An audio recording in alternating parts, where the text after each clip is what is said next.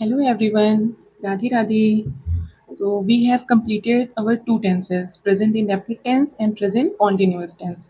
And please, if you have any query in those tenses, please let me know in the comment section. Okay. So today we will learn third tense, that is present perfect tense.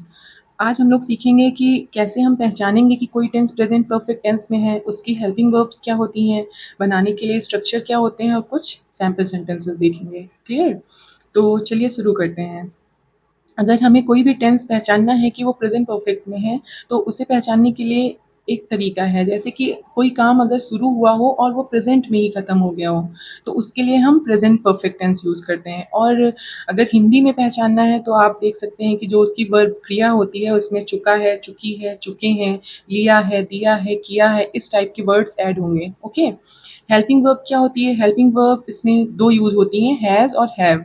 Has जो helping verb होती है वो singular subjects के साथ use होती है, जैसे कि ही, शी, इट, एनी नेम, और जितने भी हमारे सिंगुलर सब्जेक्ट्स होंगे जैसे कि बॉय, गर्ल, बुक, तो ये हमारे सिंगुलर हैं। और अगर इन्हीं को हम प्लूरल बनाएंगे तो बुक्स, बॉयज़, गर्ल्स हो जाएंगे, तो वो हमारे प्लूरल सब्जेक्ट्स में आ जाएंगे। उनके साथ क्या लगेगा? हैव लगेगा।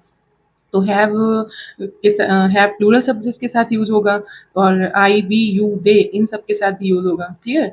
तो और इसमें जो मेन फॉर्म होगी वर्ब की वो होगी थर्ड फॉर्म। तो अभी प्रेजेंट कॉन्टिन्यूअस टेंस हम लोगों ने पढ़ा था, तो उसमें हम लोगों ने सीखा कि उसमें वर्ब की आईएनजी फॉर्म यूज़ होती है, बट जितने भी परफेक्ट टेंस होते हैं उनमें हमेशा वर्ब की थर्ड फॉर्म यूज़ होती है। ये हमने आपको अपने पहले ही वीडियो लेसन में बताया था। तो अब हम स्ट्रक्चर देखते हैं। ये स्ट्रक्चर आपको बार-बार लर्न करने की ज़रूरत नहीं है। आप बस 1 या 2 टेंस के स्ट्रक्चर अच्छे से समझ लीजिए कि उसमें सब्जेक्ट आ रहा है, देन हेल्पिंग वर्ब आ रही है, फिर वर्ब की फॉर्म आ रही है जो उस टेंस में यूज़ हो रही है, फिर ऑब्जेक्ट आ रहा है। तो बस आपको इतना याद रखना है कि उस टेंस में कौन-सी मेन फॉर्म यूज़ होती है वर्ब की, हेल्पिंग वर्ब क्या आती हैं, दैट्स इट। उसके बाद आपको बार-बार ये सारे स्ट्रक्चर नहीं लर्न करने, बस वो हम आपकी हेल्प के लिए यहाँ पे लिख देते हैं, जिससे आपको अगर नोट्स बनाने हैं तो उसमें प्रॉब्लम ना हो। क्लियर? तो ये जो पहला स्ट्रक्चर है ये अफर्मेटिव सेंटेंस का है, और जो दूसरा है ये नेगेटिव सेंटेंस का है, तीसरा फर्स्ट टाइप इंट्रोगेटिव, और ये जो चौथा है ये first type interrogative plus negative, इसमें नॉट भी लिखा हुआ है, और पांचवा सेकेंड टाइप इंट्रोगेटिव, और जो छठा स्ट्रक्चर है ये हमारा जो स्पेशल टाइप होता है हु वाले जो सेंटेंसेस होते हैं उनके लिए है। क्लियर? अब चलिए कुछ एग्जाम्पल देख। तो एग्जाम्पल्स में पहला एग्जाम्पल है, वह अपना काम कर चुका है। इसका क्या ट्रांसलेशन हो जाएगा? He has done his work. He यहाँ पे इसलिए यूज़ हुआ है क्योंकि यहाँ पे मैस्कुलाइन जेंडर की बात हो रही है, किसी आदमी की बात हो रही है, इसलिए यहाँ पे ही आया है। नहीं तो अगर किसी लड़की की या फेमिनाइन जेंडर की बात हो रही होती तो हम यहाँ पे शी यूज़ करते हैं। तो क्योंकि ही सिंगुलर है तो हमने पहले ही पढ़ रखा है कि ही, शी, इट और जितने भी सिंगुलर सब्जेक्ट्स होंगे उनके साथ हैज़ आएगा। तो ये हो जाएगा ही हैज़ डन। डन जो होती है वो हमारी डू की थर्ड फॉर्म होती है, डू, डिड, डन। तो यहाँ पे डन आ गया। अब यहाँ पे ये क्या है? हिज वर्क, ये हमारा ऑब्जेक्ट है। हिज यहाँ पे क्यों आया है? क्योंकि ये जो सब्जेक्ट है ये ही है। ये हमने आपको केसेस चार्ट में समझाया था कि ही अगर अपना रिलेशन किसी से बताएगा तो उसके लिए हम हिज यूज़ करेंगे। आई अपना रिलेशन किसी चीज़ से बताएगा तो हम माई यूज़ करेंगे। वी बताएगा तो हम अवर यूज़ करेंगे। ओके।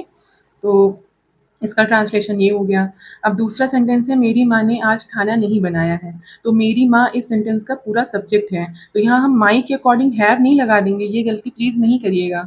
यहाँ पे जो सब्जेक्ट है हमारा वो मेन हमारा मदर है, मदर सिंगुलर होती है, तो इसलिए हमने यहाँ पे हैज़ लगाया है। माई इस सेंटेंस में सिर्फ इस मदर का एडजेक्टिव है कि कौन सी माँ? मेरी माँ। किस माँ की बात हो रही है? ओके।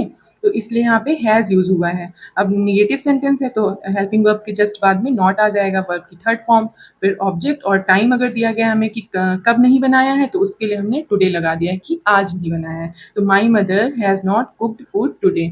ओके। नेक्स्ट सेंटेंस देखिए, क्या तुमने कभी सफ़ेद हाथी देखा है?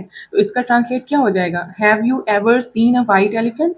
मतलब हैव से क्यों स्टार्ट हुआ? ये फर्स्ट टाइप इंट्रोगेटिव सेंटेंस है तो ये हैव से ही स्टार्ट होगा, मतलब कि हेल्पिंग वर्ब से स्टार्ट होगा। ओके। और तुमने का यू हो जाएगा। अब यहाँ पे कभी की इंग्लिश जो होती है वो एवर होती है, कभी नहीं का नेवर होती है, और हमेशा के लिए फॉर एवर होती है। ओके। तो देखना का सी की थर्ड फॉर्म सी हो गई है यहाँ पे, और क्या नहीं देखा है? सफ़ेद हाथी, तो वाइट एलिफेंट यहाँ पे पूरा ऑब्जेक्ट के उसमें आ गया है लास्ट में। ओके। नेक्स्ट सेंटेंस है, तुमने अपना पार्ट क्यों नहीं याद किया है? तो क्यों आ गया है, तो इसका मतलब ये सेकंड टाइप इंट्रोगेटिव है। तो इसका ट्रांसलेट हो जाएगा why have you not learned your lesson. तो इसमें जो क्वेश्चन वर्ड होगा वो सबसे पहले उसका ट्रांसलेट किया जाएगा, इसलिए इसका ट्रांसलेशन ऐसे बना दिया गया है। अब लास्ट वाला है मेरा पेन किसने चुराया है, तो who has stolen my pen.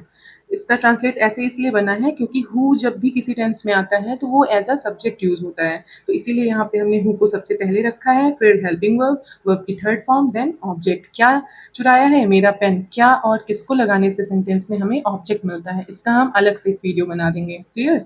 तो ये आपके कुछ सैम्पल सेंटेंसेस हो गए, स्ट्रक्चर हो गया, और बाकी सब कुछ जो इस टेंस से रिलेटेड था हमने इस इसमें लिख दिया है। अगर आप अपने नोट्स बना रहे हैं तो उसमें इसे भी ऐड ऑन करते चलिए। Okay, so that's it for today. Thank you so much. Radhe Radhe.